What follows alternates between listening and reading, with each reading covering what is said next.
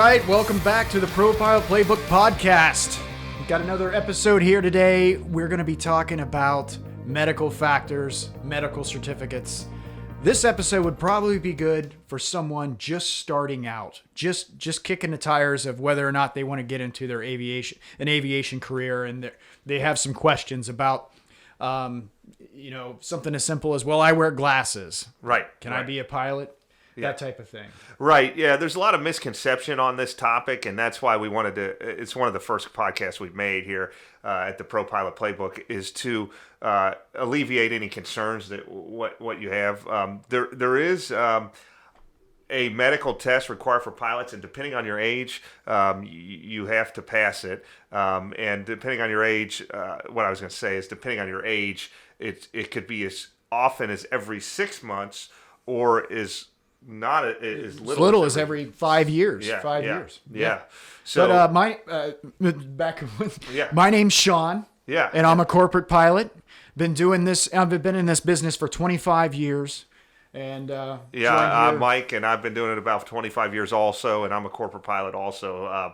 And if you just stumbled upon us here, this is the Pro-Pilot Playbook podcast, where our whole mission is to enable people to become pilots faster and cheaper. Right. And we want to help people with almost no experience, people that maybe have never even flown before, get into aviation. And we are providing a ton of useful free content on this podcast to get you guys excited about flying and help launch your career. Not only for the folks that are just starting off, but also for maybe the folks that are already halfway through or getting close to that, getting ready to apply for the airlines. We got a lot of great content for them too.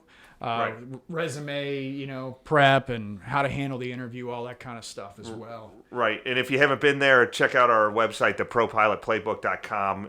We have a career development system that's a must-have for anybody that wants to break into aviation. It'll save you lots of time and money. Right. So, Mike, to our subject here on the medical certificates, I remember being, when I was young, and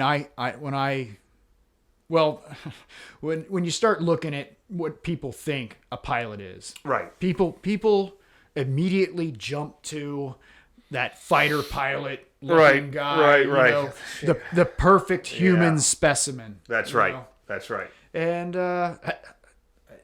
I don't see many of those guys in my day-to-day. Yeah, just walk around the terminal LaGuardia and take a look and see how many perfect physical specimens you see. So although, there is an exam that we take, and we don't want to downplay it, but, I think a big misconception people have is they think it's like, I don't want to speak out of my lane here, but I think police and firemen and stuff, they have to do like a physical test or something, where they like run around opposite and you got to run a certain amount. It's nothing like that. This is basically less stringent than really a checkup you would get from your family phisian. Right. And you're talking about the actual medical exam that we go through. Right. There's no blood work. You go in. I just had mine a couple days ago. That's what sparked this topic. But I'm over 40, so I have to, and I'm a captain for a charter company, so I'm required to get it every 6 months once you're over 40, a first class medical. So you go in, they take your blood pressure, they check your vital signs, all that kind of stuff. So if you're over 40, they do an EKG, but not every time. They check your vision, a couple other things, your hearing, that type of thing. And then you have to list, what's wrong with you. What have I done in the last 6 months? How many times have I been to the doctor? Right. And what for? But the important thing is you can have health problems. Right. Absolutely. You just have to work through it. Right. So some common things. I think we should run over some common things we get. Just in the last few months of working with people wanting to join into our program, the Pro-Pilot Playbook. The actual product that we sell, some of the objections we get is, well, I can't be a pilot. I wear glasses. Yeah. That's like the number one thing people think of. I don't know. I think that came from Air Force pilots or something back in the day. We're supposed to have 20/20 vision or something like that. Yeah. But it's never, in my knowledge, ever been required for commercial pilots. Now, you do need to pass the eye test, which I think is 2020 or Yeah. but it's corrected. Right, so you can take that eye test. It's like going to the DMV to get your driver's license renewed, and you look in the little box thing. You just wear your glasses to take the vision test. Yeah, it's no problem. And you will get a restriction on your medical that says holders shall wear corrective lenses. I can't speak today. Yeah. But and that's it. I think you were telling me about a guy you work with who's pretty much. Yeah, if he don't have his glasses, buddy, watch out. Yeah, he wears contacts, but he has to keep. He does keep an extra pair of glasses with him just in case his contact will fall out or something like that. But I've worked with tons of guys with glasses. LASIK's approved. Yep. You can get, if you have, and it's totally your preference, but you can have LASIK done, and then they don't really care as long as you pass the eye test. You're good. Right. My son's one of my young sons. He has a hearing issue. He's a hearing aid, and I recently inquired about that because he might want to be a pilot. I don't know. He's way too young right now, but sure. Spoke to my medical doctor, and he said it's absolutely no problem that you can. As long as you have something assisting your hearing and you can still hear, same as the vision. Yeah, same as the vision. That's on that. I never even thought about that before. We don't want to get into specific medicines you can be on and all that kind of stuff. In this, but it's broad. It's wide. It's not like if you have Lipitor or something. Yeah. I know that for a fact. All cholesterol medicines are approved. You can have high blood pressure. You can be treated for that. I mean, all the very common things that people have is all of that. Now, anything that makes you drowsy, right? You can't take while you're flying. Mood altering, I would say. A lot of the antidepressant type stuff is probably not. Yeah, avoid that. I'm not saying you're disqualified. You may have to get off of that. You go through a plan to get off of it. I think ADHD medicine too. I don't think that's approved yet. Gotcha. But you can Google if there's specific medications that you're on. Google aviation medical approved list or the type of drug approved for medicine. That'll give you an idea. The AOPA, Aircraft Owners and Pilots Association. I know they have a lot of resources on their website on what specific drugs are approved and what's not. AOPA.com. You got it. Yeah. So you can start there, and even if you are on something that maybe you can't find information about, it's still good to talk to an aviation medical professional. It's the exam is like $100 or something. It's not very expensive, and you could go in for that. And maybe what you have will qualify for a lower level of medical too, because and there's a new sport pilot certificate out where you can just fly with a driver's license. Certain types of airplanes. Yeah. Yeah. So there's the sport and then the recreational. Yeah. I don't know which one is. And if we mentioned this before, if you're going into this to be a professional, to become a professional pilot, you'd probably want to skip the sport or recreational pilot's license anyway, and be working on your private pilot's license, which would require the third class medical. Yeah.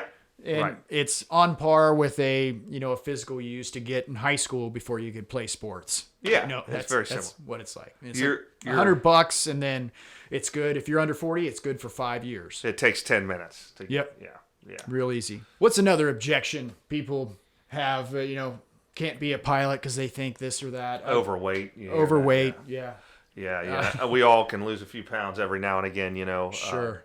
But there's nothing that stops you from being a professional pilot if you're overweight. Yeah, I don't know of any body mass index requirement or anything like that, man. Nothing like that. I've flown with some guys, man, big guys. Yeah. Yes. Yeah. Now that may lead to other health issues that might, we talked about earlier in the segment, I don't. It's not an issue. Right. If you're flying some of the old model Lears, it could be an issue. Small cockpits. Right. But most of your newer modern stuff, there's enough room to, even if you are super big. Oh yeah. Doesn't matter much. Right. Another one might be, should we get into this? What's that? I didn't do well in school, or I didn't go to college. Yeah, I mean, this always comes up, and it doesn't necessarily apply to a medical thing. But it since we're talking on topics that people bring up, this is constantly brought up. Here's the thing: anyone with average intelligence can become a pilot. Yep. I hate to burst your bubble. We're not exceptionally smart. No. I always tell by watching this. Yeah, I mean, I always knew I wanted to be a pilot, but I never once thought, I'm smarter than anybody else or anything. I mean, Right. I just knew I wanted to do it, and I went down that path and kept going and never looked back. Right. It has nothing to do with intelligence whatsoever. Yeah, Sean and I were talking off camera, and probably we're both CFIs, certificated flight instructors, and to launch our career, we trained pilots and got them their licenses and Sure. and all that stuff. But It's a stepping stone in the becoming a professional pilot is to, before you actually get to the point of flying people around for hire, you will teach other pilots how to become pilots. That's an important step rung in the ladder. Yeah. And I'll be honest with you, we've trained all different types of students, all different personality traits, and quite frankly, all different intelligence levels, from very Right. entry level young people to doctors, and I don't know if I can think of someone that lots of people dropped out for financial reasons, but Yep. somebody that you just go to like, you're just not smart enough. I'm just going to tell you to go home. Yeah, I don't think that's ever happened. Take your headset and return it. You're too dumb. That would be like telling somebody you're not smart enough to drive a car. Yeah. I mean, How many people do you know that are too dumb to drive a car? There's probably some people that shouldn't be. But, Right. Yeah. But to be honest with you, your day-to-day as a pilot is easier than driving a car anyway. Yeah. What I tell people is it's a lot of information to know. But none of the information's hard. It's just a lot, and it's fun. I mean, learning it is fun, so that makes you absorb it, and it's no big deal. But yes, Right. Another objection would be, I'm too old to be a pilot. yeah, That's a big one. There's no, I mean, there is a mandatory retirement of 65 from the airlines, but that doesn't mean you can't do like jobs that we do. yeah. if There's you're no over age 65. restriction for either one of our jobs. Yeah, And as far as the medical goes, which is what this episode's supposed to be about, after you turn 40, it changes some of the requirements. There's 3 classes of medical certificates. There's the 3rd class, which is kind of the lowest level. And that's what you would get before you get your private pilot's license. Yeah. And that one, if you're under 40, is good for 60 months, yeah. 5 years. And then after you turn 40, drops down to, 2 years? yeah. You could pay your car off in 60 months. Yeah. Then yes, the duration is less for a second class, and then the first class, which is only required if you're a captain at a major operator. You need that every year. Yeah, and then every when you're year, over or 40, over it's every 40, 6 months. Yeah. And then there's, the EKG, you mentioned that.